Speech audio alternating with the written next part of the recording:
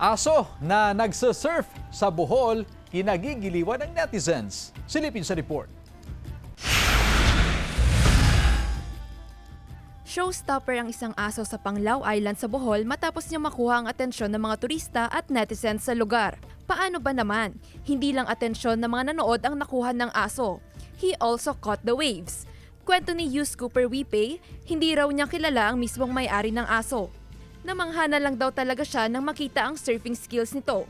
Paulit-ulit din daw pinapasurf ng owner ang aso at lahat sila naghihintay ng good wave na kanyang nakuhanan. Tila nakipag-live-in naman ang isang kaibigan ni na Hugh Cooper Zell na si Hart nang sundiin nila ito sa inuupahang apartment sa Baguio City.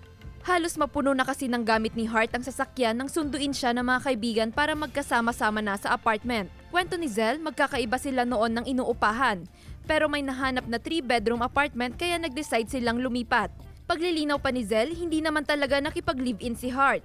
Naisip lang daw ni Zell na i-post sa isang social media platform ang video nang maalala ang isang trend kung saan sinundurin ng isang grupo na magkakaibigan nang hindi sumakses ang pakikipag-live-in nito. Jewel Fernandez, One North, Central Luzon.